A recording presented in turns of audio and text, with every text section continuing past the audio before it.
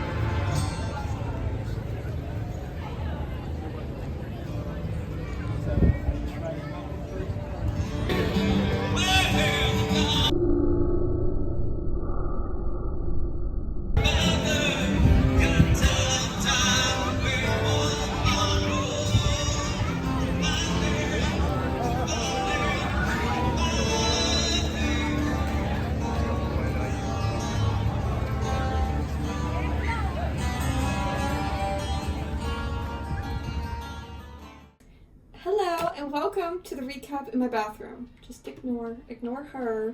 This is the only place in my apartment right now that's quiet. My AC has been running all day non-stop. It is currently a heat wave in little old Indiana right now, and most of the Midwest and most of the country right now. So my AC is going and she's loud. So sorry if you hear her in the background and any echo in the bathroom. This is the only place. I wanted to give just a brief overview of the event you just saw and then talk about the next event I had for the weekend. So the first event that you saw was Magic on the Square. It was put on by Noblesville Main Street, and it was from 5 p.m. to 9 p.m. At the same time that this was happening, Parks Palooza at Forest Park was happening as well, same time frame. So there was a trolley, like I showed in that like scary looking clip where I slowed it down. That there was a trolley going from Forest Park to Magic on the Square. Now this trolley was being used like every single time that, you know, the trolley would come back and bring people and people would go there. But honestly, there was just not like boatloads of people coming off of the trolley, and there were just not a lot of people at this event. I had a friend actually be free. They have a nonprofit lemonade stand that they help adults with autism do job training with them.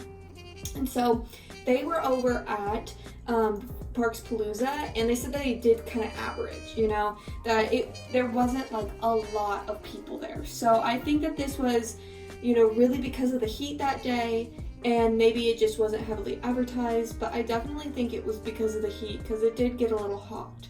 So, but it had not been like the hottest like temperature up to that point. Like that day had been like in the 80s.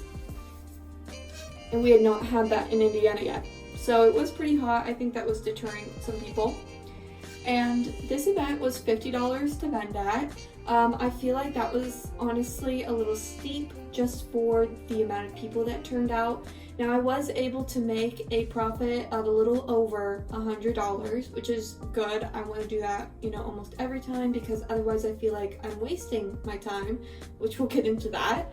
But the crowd was typically younger people or young families with a lot of children. It was just kids coming up to my booth smelling things, wanting to look at stuff and touch things, which is totally fine by me. Like, I have no problem with that, and I totally understand when a child comes up that their parent 9 times out of 10 is not going to buy from me. Like, that is, you know, part of it, and I'm glad to facilitate to kids as well. Like, oh, do you want to smell this candle or that? Like, I have no qualms doing that. But would I could go back to this event next year?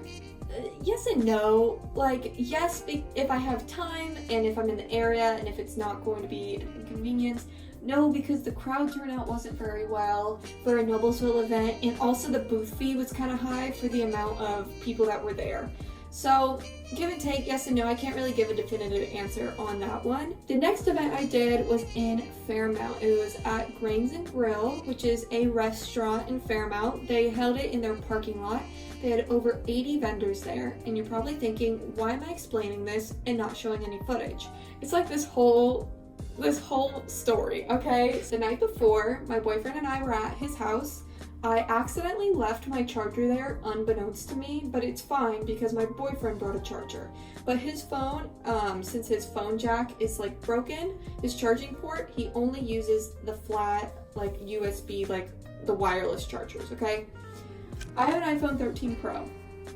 Not a flex, just saying. For some reason on this phone, and maybe it's just my phone, it has a very hard time connecting to these wireless chargers. I think it's because the camera on it is so big and you have to place the phone flat and at a certain angle, and like I'm like sitting there moving it around the pad constantly, and if it moves even slightly off, it will not charge. So I put it on the charging pad. It was charging. My phone was at 13%. I wake up and my phone is dead. We have missed our alarms because they were on my phone. My phone is not charging at all. I turned my phone ever so slightly on the pad. It starts immediately charging. So I was very angry that morning because, you know, I didn't want to miss this event. I had signed up for it. I really wanted to go. And I was just annoyed that I was missing it. But also it wasn't too far of a drive from where I live. So we got ready, charged my phone, and took a charger in the car, again, one of those wireless chargers, and drove over there. By the time I got there, my phone was at 10%, and because we were in a rush, I didn't bring my camera. That's the other thing. The event before, I would have brought my camera. I just completely forgotten about it. So obviously I couldn't film any content. I couldn't do much of anything. So this event was $43 to vend at. There were over 80 vendors there, which was a lot. It filled this whole parking lot. You might be thinking, why was it $43? It was like this service fee that Square charges.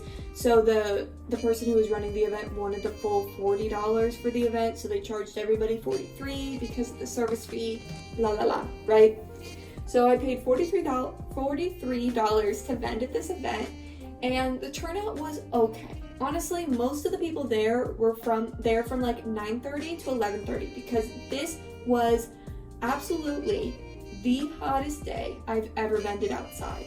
Like, my candles were melting, and normally I get like a little bit of like melt. No, they were like melting. Like, and the ones that had been out in the heat before were just quicker to melt. Now, this doesn't affect the candle. This doesn't affect any burning thing or whatever. It's just that it got hot, and so it was, the next time it got hot, it was quicker to melt. And so during this event, it was a hot one. And we set up late, but we got set up really quickly. And during this event, there was a woman who came up to my booth and smelled a candle, smelled it, and was like, oh, blah, blah, blah, to her friend, why don't you smell this? And then tipped it, and like a large majority, not a large majority, but like a good portion of wax came out from the melted on top, got all over her hand, all over the ground. I was like, oh my God, I'm so sorry. I should have said something. I didn't know that, I didn't know that that one was melted that bad. I'm so sorry about that. Like, you can just wipe your hand on my tablecloth and like, it's all good. So that was the most exciting thing that had happened that day. But in actuality, the money I made from that event, we ended up leaving early. It was just too hot. I was having some like physical pain issues with like my physical health. I was not feeling the best, and it was too hot, and I feel like it was aggravating that a little bit. And also, I just was not making money at all. To put it bluntly, I made a total of $7 at this event with all of the expenses. Like, I needed to pay for the booth fee, I needed to pay for insurance, and I needed to pay for gas. Well, I took the insurance fee and the gas fee out and put them on my event before, and I was still able to profit that $100 because I would have been negative money at this event. So with the booth fee alone, on top of that, I made $7 net profit, and that is also taking out the money it cost me to make the goods. So I was realizing that I couldn't really check my Square because, again, my phone was on the verge of death. And so I was just monitoring how many people bought things, and you kind of know, like, once you've done this for like a little bit, you're like, okay, so there needs to be somebody consistently buying something within X amount of time, and if they're not, you know, maybe you should consider packing up early if people aren't coming by and buying a lot, or just buying anything at all. So I ended up packing up early, and then afterwards added it all up and got that up and found out I made $7. The large majority of people at this event were older individuals because that's just the consistency of the town of Fairmount, or older individuals.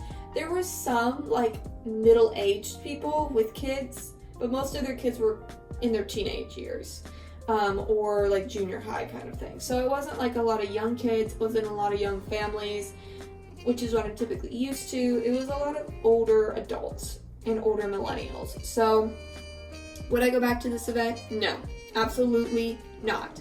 I understand that it was probably because of the heat, super hot.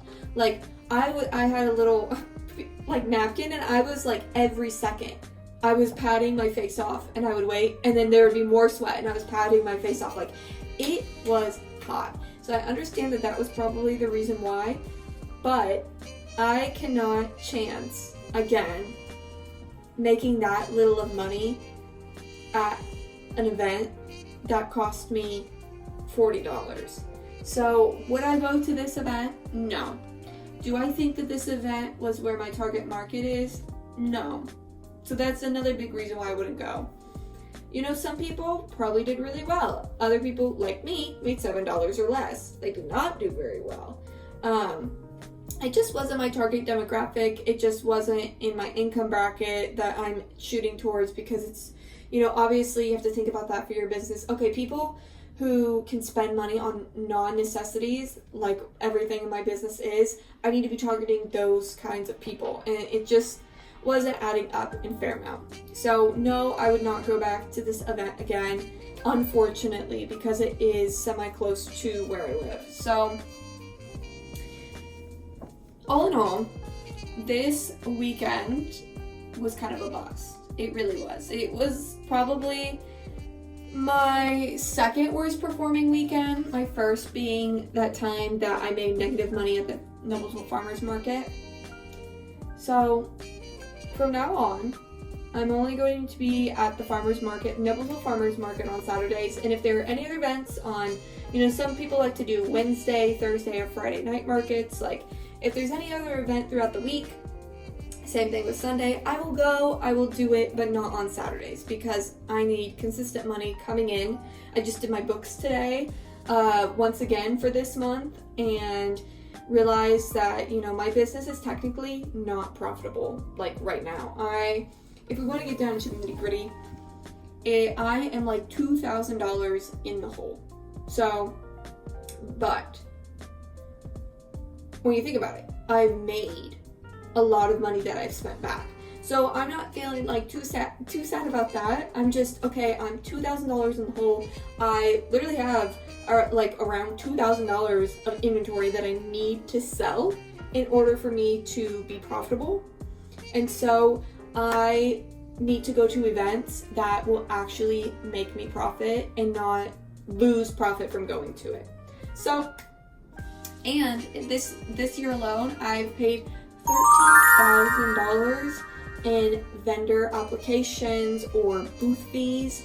Just in this measly 6 months, I have paid $1,300. Now, mind you, $600 of that was for the Noblesville Farmers Market full season, and $150 of that was for the Wabash First Fridays full season. So there's $750 of it, but still, there's $600 more on top of that that are just application fees, that are other events that I've been to, and some of them, as we know, Shipshawana, were not that profitable for me. So I have been taking a course called the Candle Connection course by Erica Marie Morris. She is the owner and maker of Memory Box Candle Co. And I have been taking her candle course after I went to a live seminar that she did. And honestly, it's helped me a lot. And I don't just do candles, I also do sewn goods like quilted makeup bags and scrunchies. I also do some stationery as well. And I was able to adapt the language that she uses to be able to fit all aspects of my business. This is not an ad. This is not me saying go out and buy this candle course, but this has truly helped me figure out who my target demographic is, where my target market would be, and what events that I should sign up for. Literally the other day, I get this email from Noblesville Creates. I send out a newsletter every month with all of these events going on all around Hamilton County, and 3 of them happen to be vendor boothing events. One of them I ended up clicking off of and not signing up for because it didn't fit my target demographic and where I feel as though my brand image would fit in with theirs. So the course has been very helpful in that aspect because I need to be choosing events where I'm actually going to be making money and not wasting my time and losing money. So just another aspect of business that I've had to learn, but I am so close. By fall time, I am this is my goal. By the end of fall, I am a profitable business within 1 year of technically, I've been doing this since 2023, but in 2023, I started with crochet, and at the end of 2024, literally in December, is when I released my very first candles, which I still have all of those scents available in my shop. They were Holland and Spring, Campground S'mores, Kaimea Highway, and Into the Woods. All of those are still available on my shop. Some will be going away because of the July sale, needing to reformulate some, also just needing to get rid of others because they just don't sell well. Anyways, I think I need to make a sit-down talking video about just everything that is going to be happening within the next few months for my business, because I feel like it just gives some insight to people who want to run a business or really want to see how I'm doing it and how I am meeting my goals and how I am determining different things in my business. I feel like that's interesting because I watch videos like that. If you would like something like that, leave that down in the comment section below. I would really love some good feedback. But anyways, thank you for listening. Thank you for being here. I appreciate it so much. If you want to purchase anything from me, all of my products are handmade and eco-friendly. You can go to luckystarco.shop and search and find all of my products. And if you want to follow me anywhere that is not on YouTube, you can follow me on Instagram, and it is luckystarco.shop on Instagram. So thank you all for being here. I really appreciate it, and I hope to see you in the next one. Bye.